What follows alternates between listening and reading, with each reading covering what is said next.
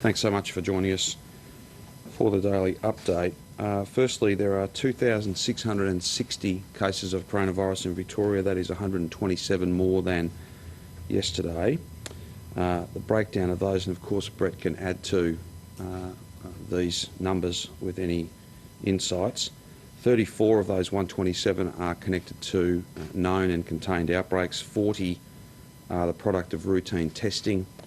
53 are under investigation by our public health team, and obviously the details around those will either be covered in the Chief Health Officer's media release and statement later today, and or reports that we'll provide to you in the coming days. There are 645 active cases of coronavirus across the state. On testing, can I indicate to you that despite the inclement weather yesterday, very challenging day normally to keep testing numbers up, but we have achieved 24,528 tests. That, I think, is surely across the course of a weekend a record in terms of the amount of testing we're doing. And again, we thank each and every Victorian who has come forward to a retail site, to a GP clinic, to a drive-through site, all those who have agreed to a test when somebody has knocked on their door and offered them one. As I've said many times, and I'll keep saying it because it is central, that data, those test results are critically important in our collective fight against this virus. And again, I'm so proud and grateful to everybody who is doing those tests, both the people who are taking them and those who are consenting to being part of that testing process. That means in total we have completed some 952,699 tests. That is without any doubt one of the highest rates of testing per 100,000 anywhere in the world. We have 31 Victorians in hospital and 5 of those are in intensive care. Sadly, it is my duty to inform you that a man in his 90s has passed away overnight. He was in the care of one of our hospitals.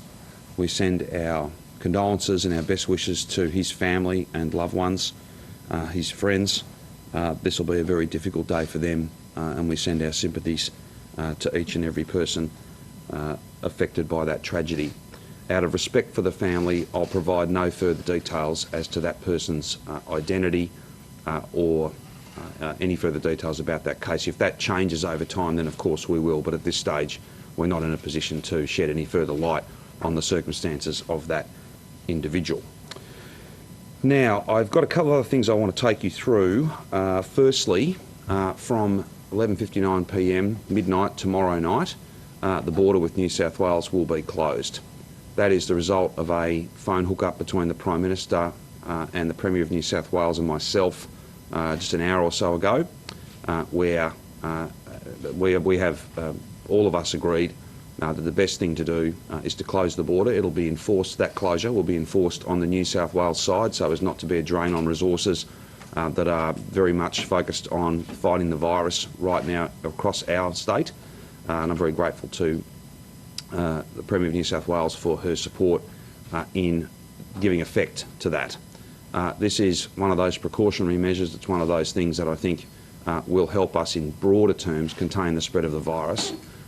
What it means, for instance, is many staff who are currently being employed or being deployed to take temperatures, to do all sorts of coordination work, whether it be at our airports or at train stations, for instance, will no longer have to do that work and can potentially be redeployed into other, arguably much more important roles.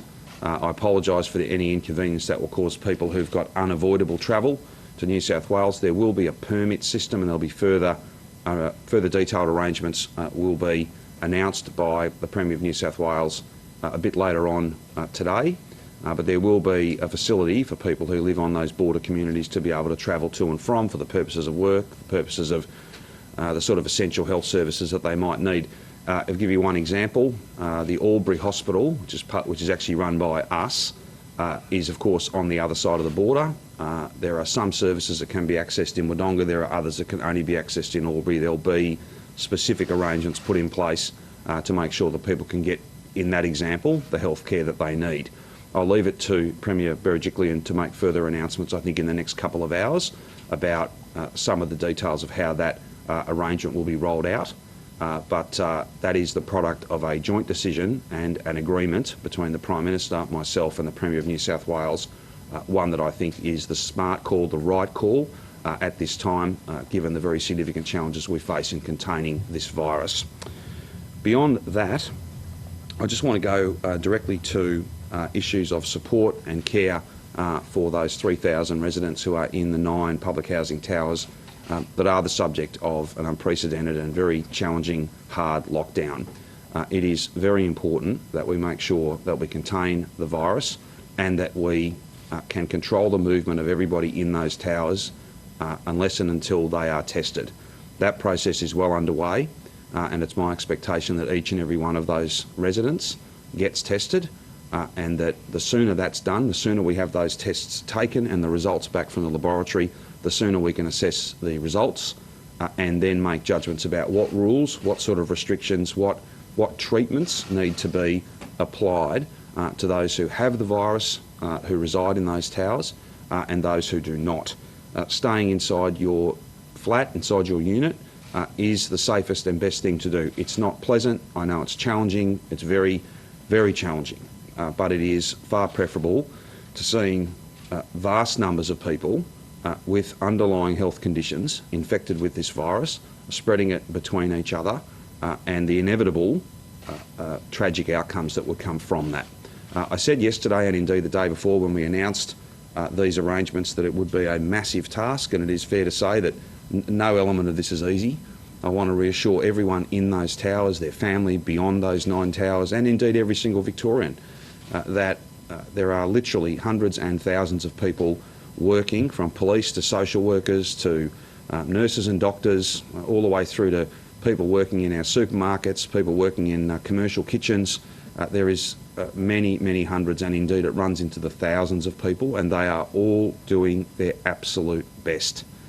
It doesn't make it any easier. It is very challenging to stand up something as quickly as this, but it's based on the best public health advice. It is the only option that the government had to do that important work of containing the spread. Every single person, and there are many of them, are out there doing the very, very best that they can. And we'll continue to work hard every hour of every day over this 5-day period to get to every resident the support that they need and to get every resident tested. That's the real key to giving us options and potentially having a different set of rules once those 5 days pass. Now, if I can just give you just a sense of how big a task this is, just a few examples of some of the work that has gone on by those hundreds and thousands of people. And just before I do that, I should say how impressed and how grateful I am for the big-hearted way in which so many Victorian companies, Victorian families have reached out with that hand of friendship to provide support. And there are many different partnerships that are being managed and worked on between officials of the government and other partners to try and make sure that we make the best use of all the different donations, all the different offers of practical support. That is a very impressive thing, and I'm very grateful to everybody who has reached out to extend that hand of friendship to their fellow Victorians who are in unprecedented lockdown. Just to give you a sense of the task and the work that has been done these last 36 hours or so, 3,000 meals, this is just Food Bank for instance, 3,000 meals and 500 hampers have been distributed to residents. They were distributed yesterday. Of course, I want to thank all of those partners for the work that they're doing. In more detail, Food Bank have provided 1,000 hampers containing essential food staples like cereal, long-life milk, sugar, pasta, canned vegetables. 350. This is just Food Bank. 350 personal care packs, including soap, deodorant, toothpaste, nappies and baby formula. Every single household this morning, just by way of example, received a bread and milk delivery at their door. Fair Share, another fantastic charitable group that prepare meals for so many people across the state. They have provided 3,000 pre-prepared meals and 4,500 pastries. Victorian Trades Hall, in partnership with an organisation called Moving Feast, have delivered several thousand halal meals. We know this is a particularly culturally and linguistically diverse group of people. and making sure that we've not just got quantities of food, but the appropriate food is very important as well. Coles, I want to give them a shout out. That's not just to single them out. I'm sure other grocers are doing similar things, but the one that I am briefed on is maybe that's encouragement to all of them to match Coles. Coles have donated 7 pallets of essential personal care items. We know as supermarkets, whether it's Coles, Woolworths, Aldi, IGA, there are so many that have done so much, from stacking shelves, putting in extra efforts, as well as these very generous donations to provide support to the most vulnerable. And I thank the whole supermarket sector for the work that they have done. Beyond that, there are a whole range of other personalised requests and deliveries that are being facilitated by staff, including from local government, from the Department of Health and Human Services. Obviously, VicPol are there in strength. That's about securing the site and making sure that it is, in fact, a hard lockdown. My list goes on and on. The final 3 points I'll make: there is substantial mental health support available. There is substantial pharmacotherapy support for those who need those services. And the final example I'll use is that 400 packages for kids in the towers.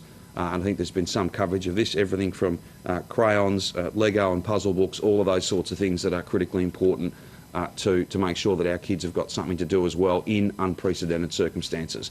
This is a massive task. And the message to everybody in the towers, and indeed all our partners and everybody across the state, those staff, thousands of them, are doing the very, very best they can, and they will continue to do everything they can to support those who are impacted by this lockdown. Just finally, before I ask Richard to add anything he wants to add to this, I can confirm that within those numbers I reported before, the 127, 53 cases, that is 16 more today, taking it to a total of 53 cases have been detected in those towers. We expect that number to continue to grow. If you know it's in there and you are literally going to test everybody, then you will find more cases. That's the strategy. That's what we want to be able to achieve. Then we can provide care and support and the appropriate framework around anybody who tests positive, and indeed end the lockdown for those who are not positive sooner rather than later. I think that probably covers off most of the points that I wanted to make. I'll now ask Richard just to add in any other commentary, particularly in his capacity as the Housing Minister, a neighbour, a local resident, and then we're happy to take any questions you have. So thanks very much, Premier. These have obviously been very challenging times to stand up this response. It's quite a unique situation that we find ourselves in, where we are seeking to address really very significant challenges that we've got in this high-density housing. And as we've seen from the numbers that the Premier has talked about today, we've had an increase again in the number of infections in the towers, and that's why all of the hard lockdown that has been put in place is just so important to manage this virus, because it is so virulent. I can indicate that we, as the Premier has already outlined, that we have put an enormous amount of work into ensuring that we get to all of our residents, all 3,000 of them. We have made contact already with more than 900 who have reached out through the helpline seeking various levels of support, whether it be around housing or medical support and the like. And we are also reaching in to those tenants as well through our call centre network. So it's a two-way operation here. We continue, of course, to ensure that we have at the ground floor of all of the towers all of the appropriate supports that the Premier has already indicated, whether it's alcohol and drug support, whether it's mental health support, all medical support, of course, is there as well. And today we will be, of course, ramping up the testing regime. As of yesterday, we had approximately 400 tests were conducted in the towers yesterday, and that will be significantly ramped up today. And as the Premier has indicated, we want to ensure that everybody living in those towers is in fact tested going forward.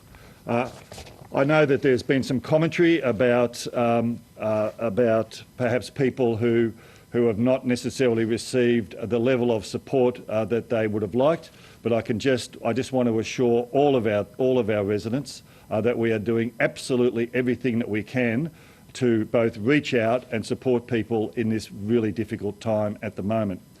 I think more broadly, as the Premier has indicated, as somebody who is I live next door, literally, to the North Melbourne estate. I know how difficult it has been for my neighbours who are doing. This is tough. This is a very, very difficult time.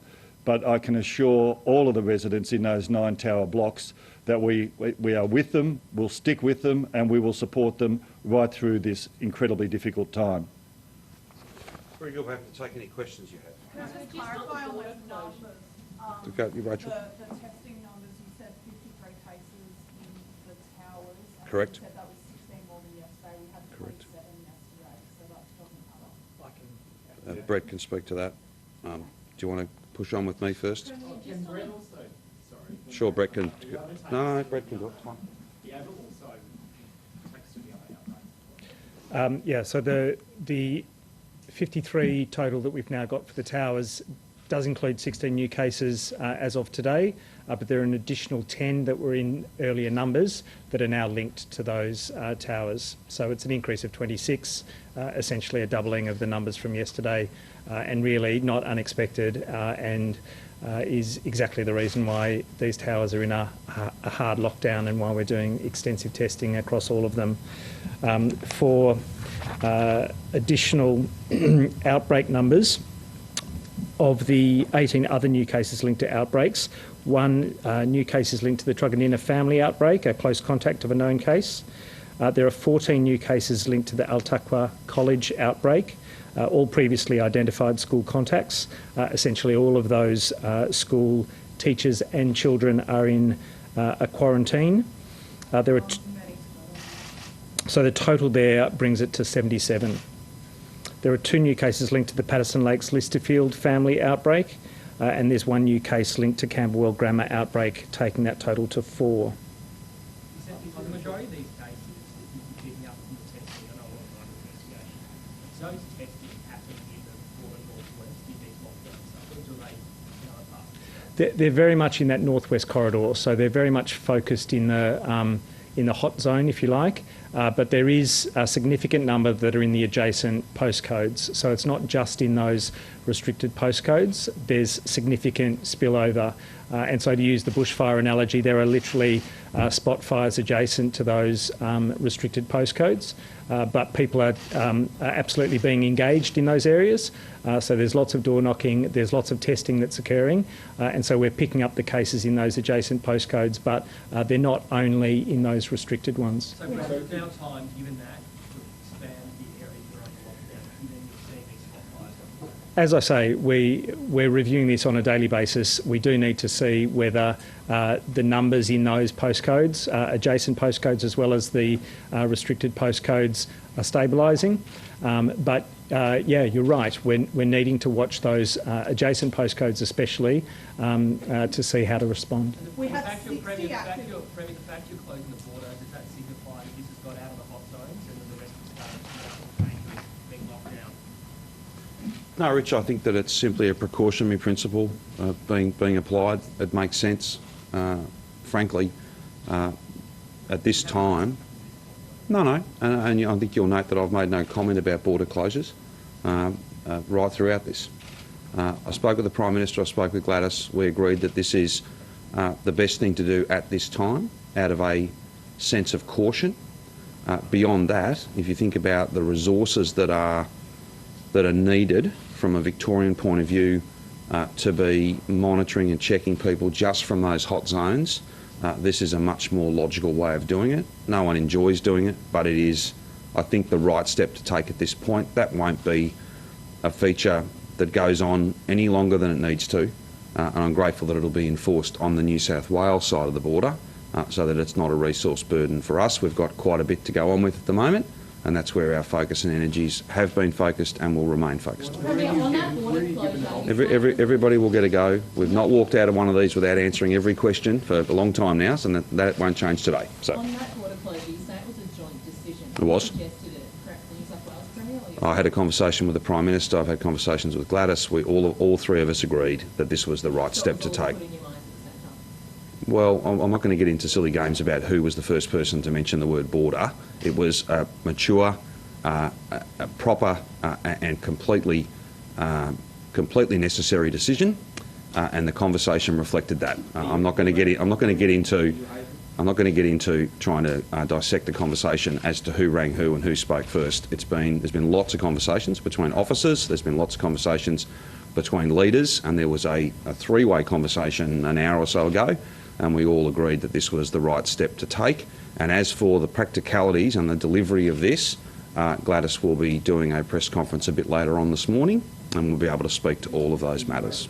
Confirm whether it was advice from the New South Wales Chief Health Officer who's opted this, and that their health advice changed on the border. If you would have to speak to the Premier of New South Wales about advice from her Chief Health Officer. Advice from our Chief Health Officer on the border? Well, this is about limiting movement outside Victoria, and the Victorian Chief Health Officer is responsible for public health within Victoria. So this is very much a decision that is made by myself, the Prime Minister and the Premier of New South Wales. I apologise for any inconvenience that it will cause those who would otherwise have travelled, but this is the right approach to take at this time, given the still unacceptably high numbers of cases, and the fact that our focus should really be exclusively on testing and then finding the close contacts of those positive cases and doing everything we can to limit the spread of this virus. Were you given any option? Did the New South Wales Premier say she could do it anyway? No, there's nothing more or less to this than what I have basically announced. All three of us agreed that this was the appropriate step to take right now. There's no more intrigue to it than that. It wasn't a matter of anything other than a unified and joint position to take this step. That's why I'm speaking to it now. Gladys will speak to it later. National Cabinet has been informed by the PM about this, and no doubt the Prime Minister will speak about this at some point also. But there's no more intrigue to it than that.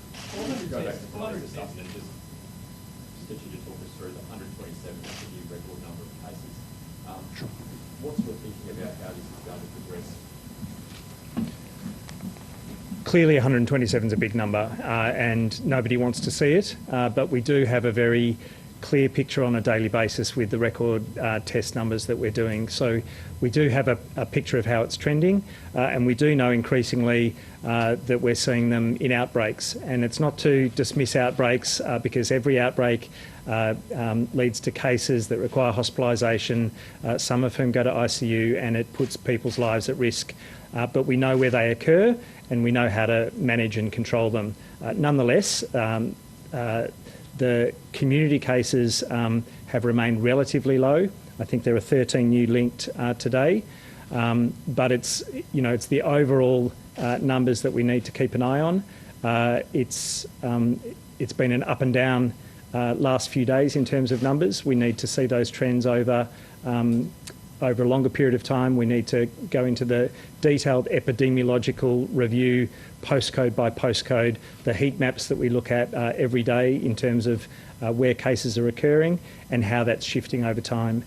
So it's a concerning number, no doubt, but we're continuing to look at those numbers over time to best inform decisions. We've got much higher levels of community transmission than we had during the first wave, and we had a full statewide lockdown at that point. At what point do you reach a threshold where you have to lock down the state again?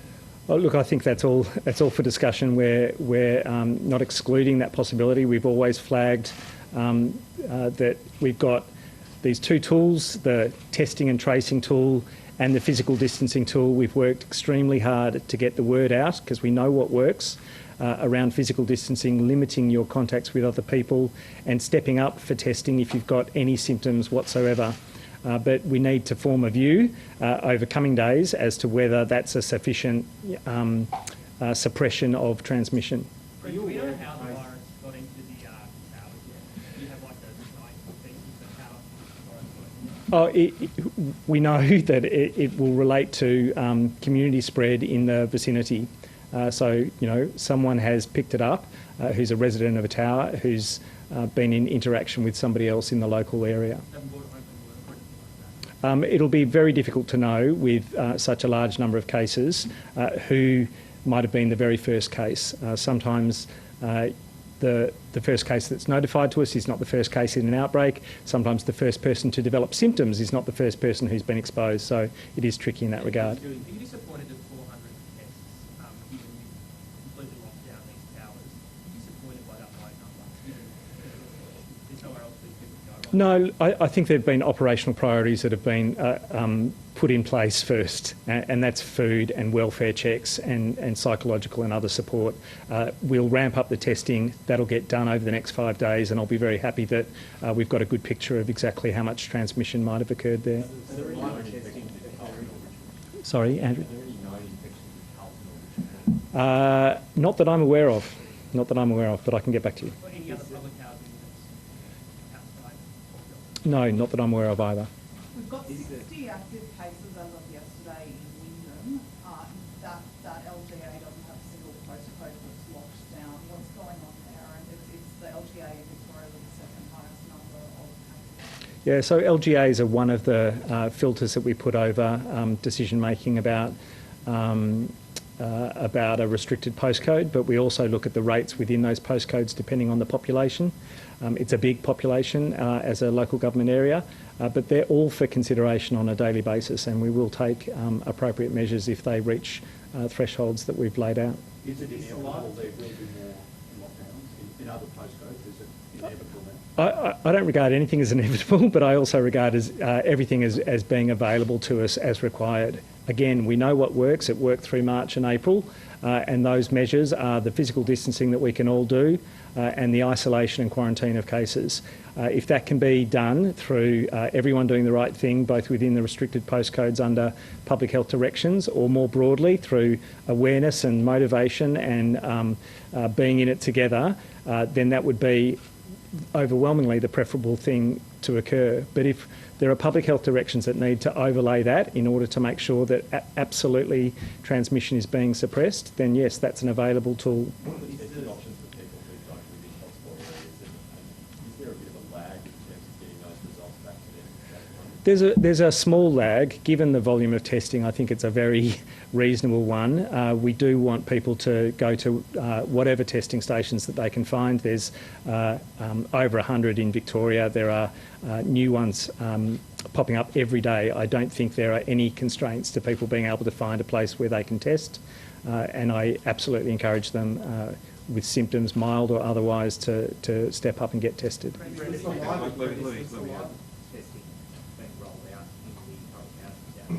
No, I don't think so. It might be. As I've said, there's a pilot that includes the saliva test. We know that it can be a test that's more palatable, especially for children, and it's requiring validation over time as it goes.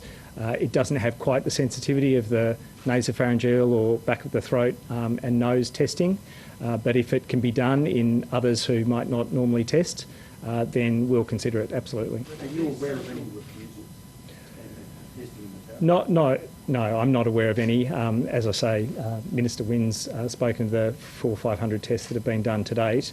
There may be refusals. I think we'll get a very, very, very good picture of exactly what's happening in the towers, and a few refusals won't really alter that picture.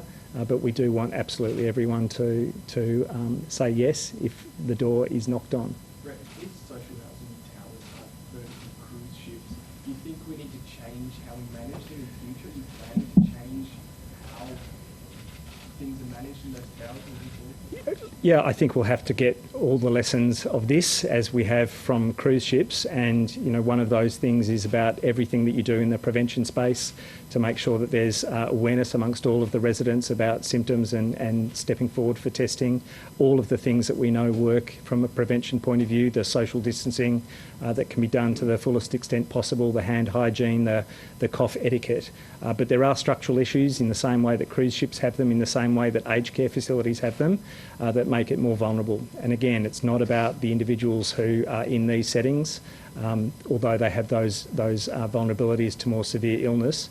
It's about the structural issues that make this a challenging situation in terms of the outbreak potential, and having the shared laundry, having tight spaces, lift wells, stairwells and corridors and foyers is the challenge here as well. So they're not easy solutions. If that's the case, did you raise it with the government before that we needed to be on high alert for these vertical cruise ships? Well, in all of the discussions we've had right through the last 5 months, all of the relevant departments have understood the potential for transmission and what's required from a physical distancing point of view, and all of the other measures that need to take place in terms of awareness. So that's not new. But it's a difficult exercise to engage absolutely everyone across all settings. But WorkSafe have had that awareness, and there's been representation at the State Control Centre and, of course, across Crisis Council of Cabinet in understanding those challenges. Are you aware of the case involving the Glen Shopping Centre and Waverley? No, I'm not. There's a good outlet that had a case associated that was allowed to stay open, but this only yesterday and this morning has gone closed. Right. You're not aware of that? No, I haven't got the details of that. There are settings where someone will have been infectious at work but haven't necessarily acquired it at work. So their close contacts get quarantined, but the setting can continue to operate. When there's any view that they might have picked it up at work and there might be other workers who have passed it on to them, then we need to shut a place in order to understand exactly how transmissions occurred. But someone in a workplace doesn't necessarily mean you shut that workplace. You just need to make sure that their close contacts are in quarantine. Premier, just on the lockdown in those towers, the detention order is 14 days. Will this extend it on 5 days of training? Well, as I said on Saturday, the order is made for 14 days, but it can be rescinded earlier than that. Well, my expectation is we get everybody tested. That's the first thing. I simply can't answer your question until we've got everyone tested, and that is the clearest appeal that I can make to every single resident in those towers. When you are invited to take a test, whatever form that invitation takes, your only answer should be yes.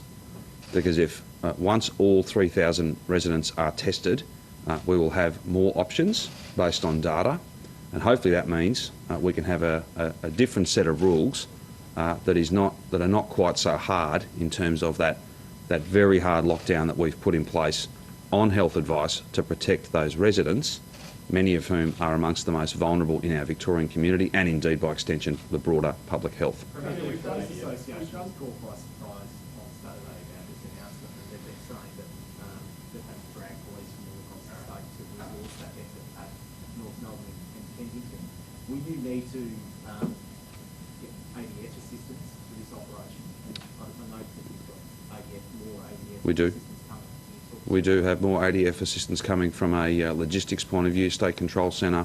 There are a couple of hundred ADF staff that are either here now or are on the way from a clinical point of view, for instance, taking over some of the mass testing sites that then allows some Victorian staff to go off and do other things, whether it be testing in these high-rise towers or other settings where people can't leave their home.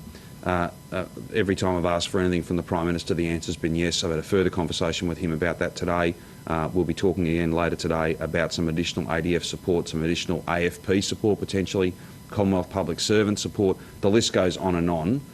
There is at no point have I been advised from any of my officials, public health or otherwise, to make a request where that request has not then been made and receive favourable consideration from the Commonwealth, and I'm very grateful to the Prime Minister for that. Beyond that, just on interstate colleagues and the notion of testing capacity, I haven't got yesterday's numbers in front of me, as in Saturday's numbers, but we must be 50,000 or so close to it that it's essentially a 50,000 weekend. And if you go back to Friday, it's a 75,000 3-day period. We have never done that much testing in that shorter period of time, even with inclement weather. So I do thank everyone who came forward and got tested, to all the people involved in that process, taking the tests, processing the tests. In our conversation this morning, Gladys Berejiklian has agreed if they can do some more testing in New South Wales, they're doing about 2,000 tests for us per day.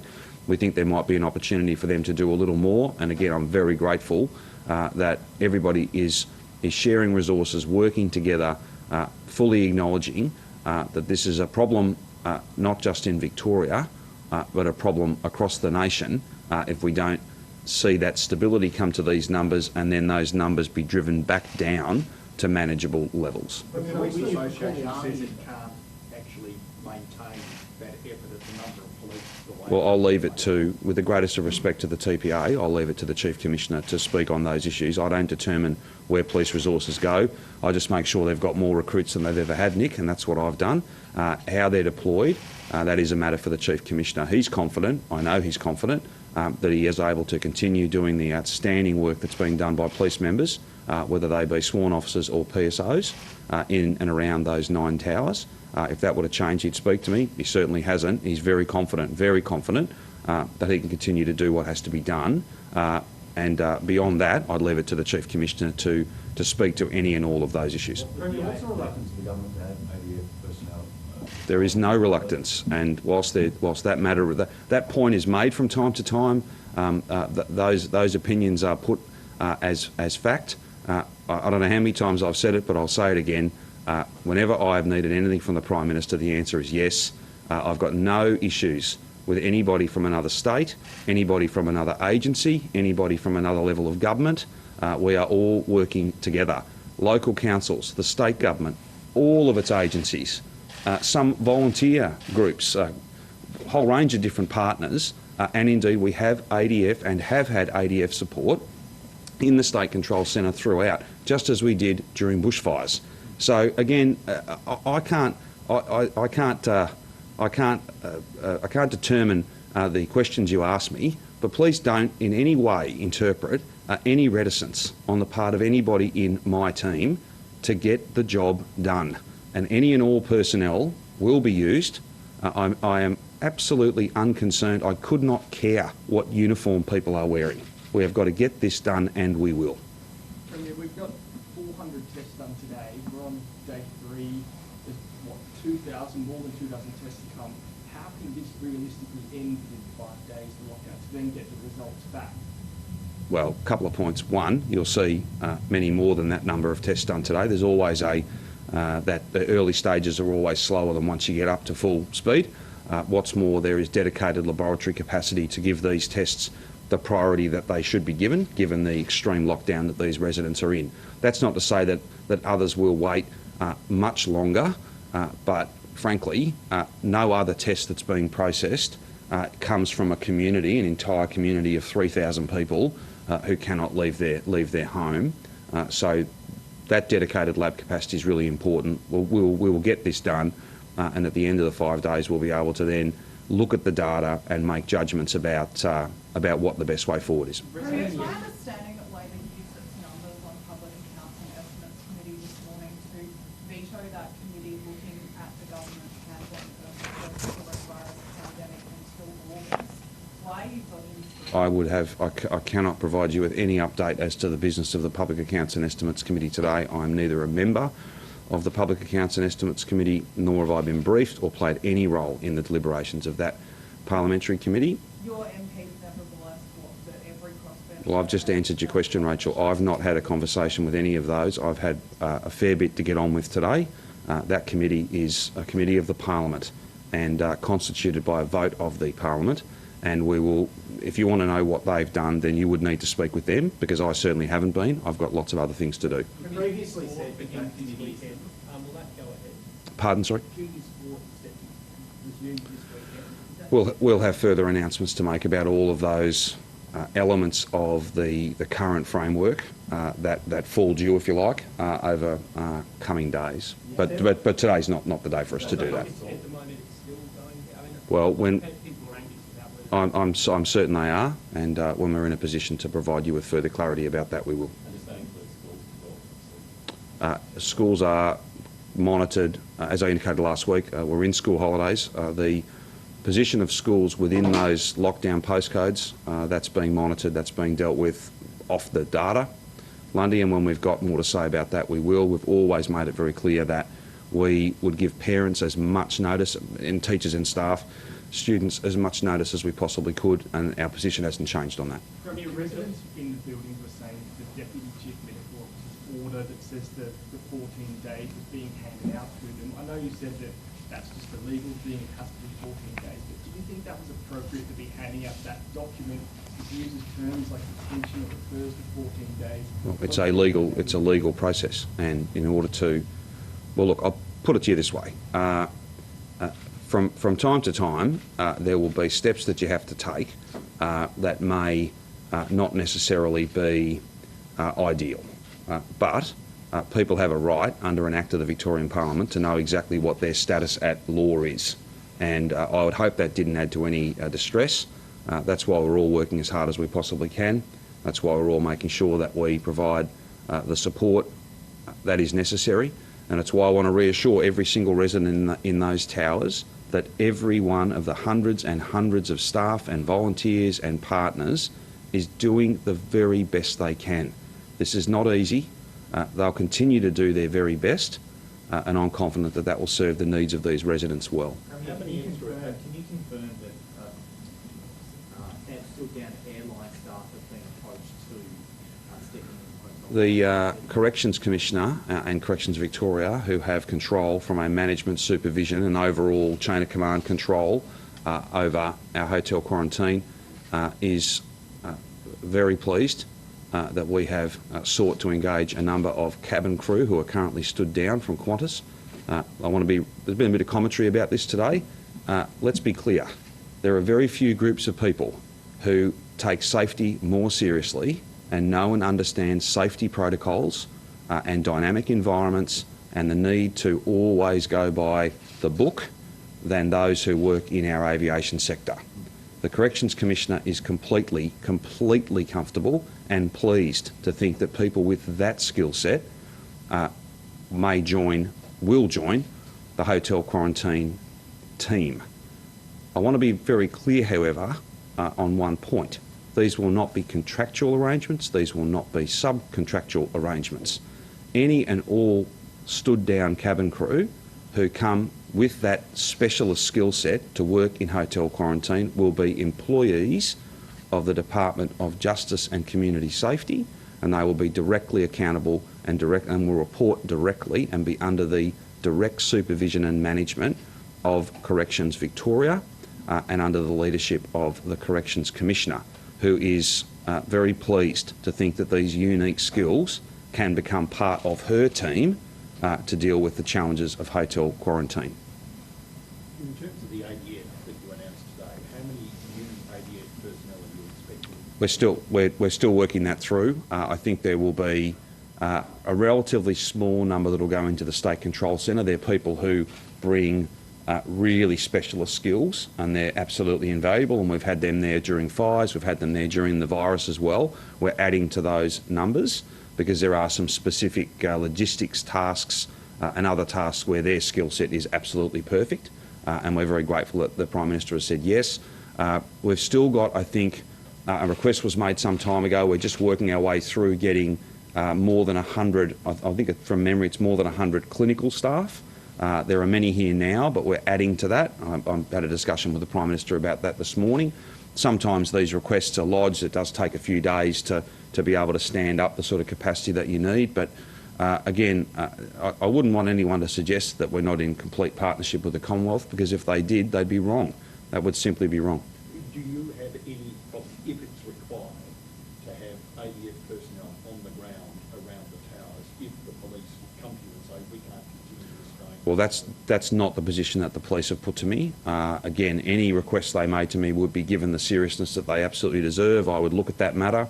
Again, as I said, I'm not so fussed about the uniform people wear. It's about getting the job done.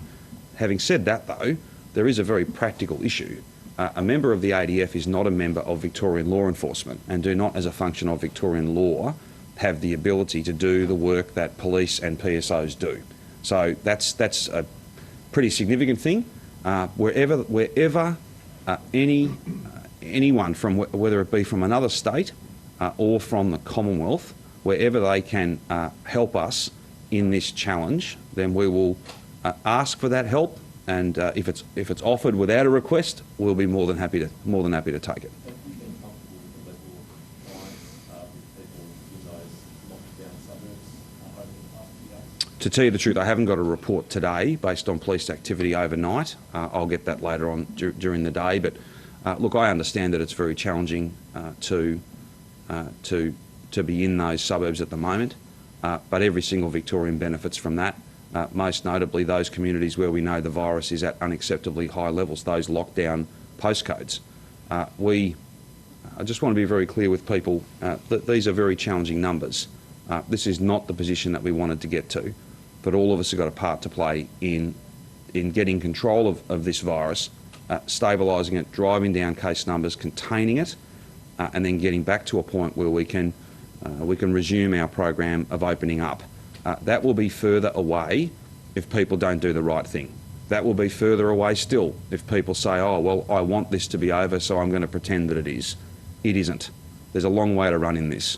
And where we are now shows you that even a small number of cases, particularly if those cases coincide with people not following the rules, large family groups where people are ill, going and visiting other large family groups and so on, you can finish up with many hundreds and indeed thousands of cases as a direct result of that. This is serious, this is real, and no Victorian has any excuse but to take this seriously.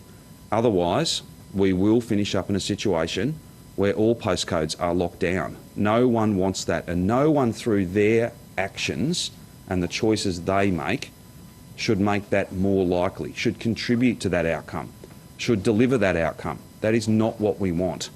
I know it's difficult. I know people are sick and tired and fatigued of this global pandemic, the rules, the restrictions. I get that, I understand that. But this is where we're at. There is no vaccine. It's wildly infectious. If people pretend it's over, all they'll be doing is spreading the virus. And then we will finish up with even more rules that'll be even less palatable. We've all got to stay the course. We all have to do that. And it isn't too much to ask that people just use common sense and good judgment. It is real, it is serious, it's not over. And I just ask all Victorians, I can't do this on my own. A team of thousands of Victorians can't do it on their own. I need each of you to do the right thing. Otherwise, everyone is going to be back in their home in a lockdown. That's what's going to happen. This could not be more serious. Could not be more serious. I'm not telling people what to do. I'm asking. Work with me and my team, and we will get this back under control, and we will be able to resume our easing, our opening up. The alternative is people pretend it's over, and it'll be anything but over if some of that behaviour continues. Premier, you said last week you accept full responsibility for the work of government. Your judicial review later this year finds serious failings of the government in response to how you handle this crisis. Will you resign? Well, I think your question doesn't make a great deal of sense, with the greatest of respect. You've already indicated that the judicial inquiry won't be reporting for months. So why don't we all just wait for that judicial inquiry to report, lest I spend all my time up here answering every hypothetical question that you might be interested in. Professor Sutton said he hadn't heard of anyone refusing a test in the towers. Has it been reported to you? No, it hasn't, Nick. Those who've been asked for a test, as far as I know, those who've been asked for a test have been part of that program. That'll obviously ramp right up today, and we'll be able to provide you probably a more detailed report tomorrow. I just don't think there's any reason for people not to consent to a test in those towers. There's no, in fact, anywhere for that matter. It's not too much to ask to be tested, so that your results can be used to protect you, your family, and indeed every single Victorian family. That is not too much to ask. For some, it is a challenging process to go through. That's why the saliva test can be used for those little kids, for instance. We always try and do as best we can to make it as easy a process as it can be, but the results are very, very powerful. And look, to those residents, if anyone who doesn't get tested, obviously the rules that apply to all residents now will have to continue to apply for them, potentially after the hard lockdown has ended. We would have to assume, as I said yesterday, that those residents were positive, and therefore the most precautionary, the hardest set of restrictions would have to remain in place for them. I don't want to get to that. I want everyone tested so that we've got real data, not theories, we've got actual data, and then we can make the best decisions that both protect public health but also understand that this is a very challenging thing, a very, very challenging thing for people to be confined in their homes.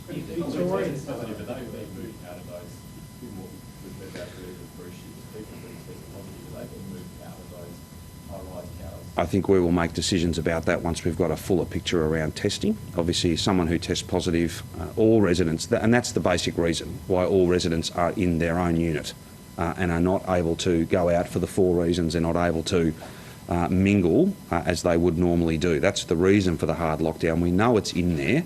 We've got to get the testing completed and we have to be as precautionary as possible. And that is to say, anyone who is positive, and indeed every single resident, is in their home, in their flat, in their unit. We're bringing support to them. Certainly those who have tested positive will not be able to leave their premises, their dwelling, at any point.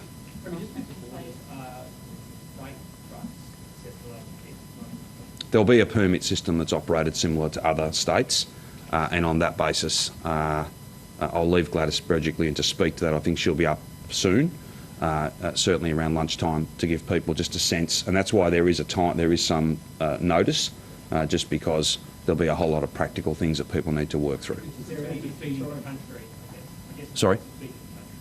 Yeah, of course. We wouldn't want to upset that. There'll be different permit systems that support both border communities, but also there'll be some other very significant commercial activity, freight things as you note.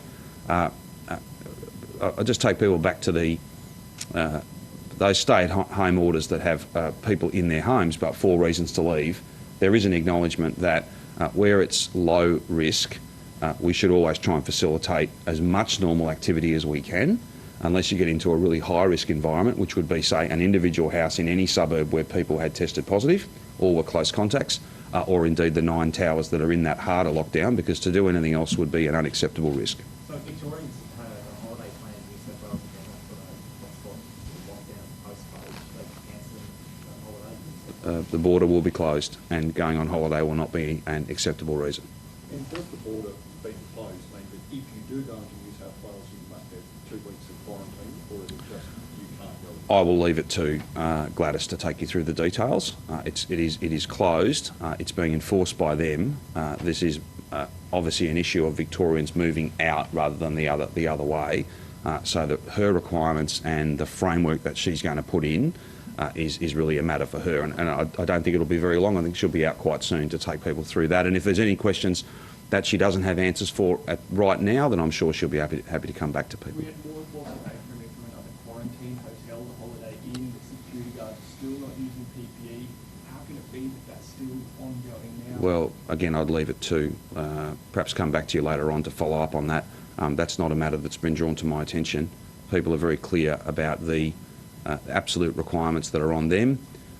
Every member of the team, regardless of contractual arrangements, regardless of the uniform they wear, everyone needs to be focused on that. I believe they are, but I'm more than happy to have someone come back to you on the specifics of that. Just in conclusion, can I again say I am so grateful to all of those who are making enormous sacrifices, those who are on the front line of our fight against this virus. We'll continue to support you, and all of us who aren't living in lockdown postcodes, all of us should be sending not only our best wishes, but following the rules in order to thank those who are in much more restricted circumstances than the rest of our state. It's not too much to ask that someone take a test. It's not too much to ask that people use common sense and good judgment And for some, stop pretending this is over. It is not over. It is far from over. And I appeal to you, if you want that to be the case, if you want to be on the other side of this, with more opening up and less impact on your life, then we've all got to work together. We've all got to get tested when we're sick, and we've all got to follow the rules. Thanks very much.